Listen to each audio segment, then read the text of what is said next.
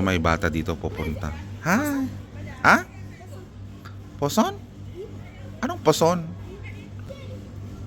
Ha? Ano daw? Wala aman, baka ibon. Ibon? Parang akong tanga. Niloloko ako ng anak mo. Wala naman. So may mga ay! Grabe yung kidlat na yun. Talagang nakakatakot. Alam nyo guys, dito paminsan-minsan lang umulan. Pero sobrang lakas naman. So Mel, antabayaran nga natin ang panahon dito. Tututukan natin ito kasi nga ayon sa pag-asa, ang weather forecast dito ay patuloy ang pag-ulan ngayong darating na linggo. Yes. Yes, Tita Mel. Oo, nakipag-coordinate na ako sa weather forecast at sa pag-asa.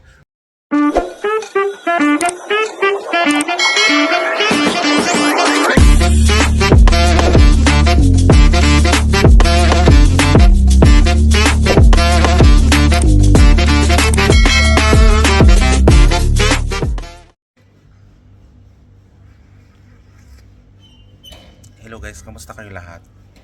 Dito ako sa labas, nakatambay mood muna ako. Kasi nakalahati ko na yung work ko at kailangan ko muna mag-stay dito sa labas para ma-maintain yung balance ng utak ko. Kasi nakakapag-isip ako kapag may konting coffee break. So guys, ang panahon ngayon ay medyo makulimlim. Ayan. Pero okay naman siya kasi makulimlim siya. Ito may bata dito pupunta. Ha? Ha? Poson? Anong poson? Puson? Wala, hindi ko alam ang puson. Ha? Ha? Ano daw? Wala aman, baka ibon.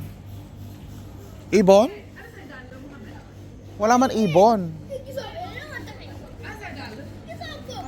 Parang akong tanga. Niloloko ako ng anak mo. Wala naman. Naloko ako ng batang yun na-prank ako. Chinecheck ko sa taas, wala naman ako makitang ibon. So ano ba yung puson-puson na yan? Alam ko puson, may puson ako. Hindi ko alam yung sinasabi niya. Ang alam ko kasing puson is isda, puson. Wala namang isda sa langit. Wala namang isda sa tuktok. Diba? Ito guys, Senegal look. Bonjour! Iba yung itsura nun parang may lahi. Tapos mapusyaw. May mga ganun dito guys. May mga mapusyaw ding mga Senegalese. Ito may customer kami. Hello mama, Saba? Hello, outstanding. Outstanding morning, how are you? Fine. Oui, bonjour. Ito na nga guys, umulan na.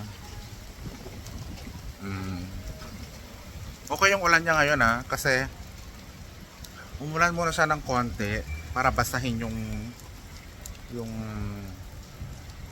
sand. So hindi nagkaroon ng sandstorm. So after nung konti, yun na, bigla nang ang lakas-lakas ng hangin. Tapos bigla na rin umulan. So okay yun siya kasi hindi bumulwak yung sand sa mukha ko. Which is very good kasi nakakasir ng lungs. Masakit sa lungs. So may mga ay! Grabe yung kidlat na yun. Talagang nakakatakot. Alam nyo guys, dito paminsan-minsan lang umulan. Pero sobrang lakas naman. Andun si Usman. Ayun si Usman. Oh. So may mga tao na nakabilad pa yung mga damit nila, hindi pa nila nakuha. So basa ulit na naman yan.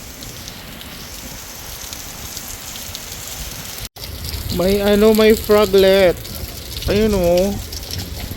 Ay, first time ko makakita ng froglet dito. Andito pala si Usman nakikisilong. Maligo ka na. Mabuti naman kahit papano hindi pa naman nagpa-brown out. Mabuti at tapos na ang pag-ulan, konti na lang. Pero may obserbahan ako dito ha. Dito guys, saka lang nila ginagamit ang payong kapag umuulan. Pero pag mainit, hindi nila ginagamit ang payong. Ako kasi ginagamit ko eh. Tingnan niyo yung skin ko. Hindi na pantay. Mabuti na lang guys umulan kasi kung tutusin, kailangan talaga namin ng ulan. Kasi nga dito, very hot lately. Buti talaga umuulan.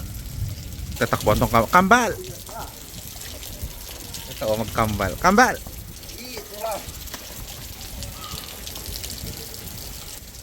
May kambal kasi dun sa sa isang store, yung pinagbibilhan ko ng beans. Oo, sila yon. Mabuti naman guys, kahit papano tuloy-tuloy ang ilaw namin ngayon. Yan yan yung senyales namin kung may ilaw o wala. So lahat yan ng street light meron. Yan naman yung maganda dito guys, yung street light nila 24 hours yan. Kahit mainit, may ilaw pa rin yan. Sana naman yung mga nasa Pilipinas may street light, lalo sa mga barabarangay na malalayo, sa mga bago naman dyan na mga bagong upo. Sana magkaroon naman ng street light sa Pilipinas. So Mel, andito ako ngayon sa rooftop namin para ipakita sa inyo ang actual na pag-ulan dito nga sa aking lugar. At makikita nga natin dito sa aking paligid ay patuloy pa rin ang pagbuhos ng ulan.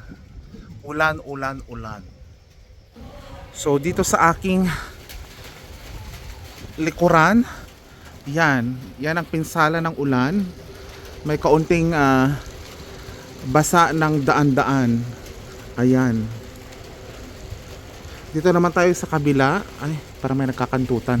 Wala pala. Dito naman sa kabila, yan, may konting basa lang ang daan. So Mel, antabayanan nga natin ang panahon dito. Tututukan natin ito kasi nga ayon sa Pag-asa, ang weather forecast dito ay patuloy ang pag-ulan ngayong darating na linggo. Yes, Tita Mel. Oo, nakipag-coordinate na ako sa weather forecast at sa Pag-asa. Tuloy-tuloy na daw ang pag-ulan dito at sana nga tuloy-tuloy para kahit papano naman maibsan ang init dito sa aming lugar. At Mel, dyan na nga nagtatapos ang aking balita ngayong araw at sana maging maayos rin kayo dyan sa Pilipinas at hindi rin maulan dyan sa Pilipinas. Sige na Mel, overtime ka na. Bye!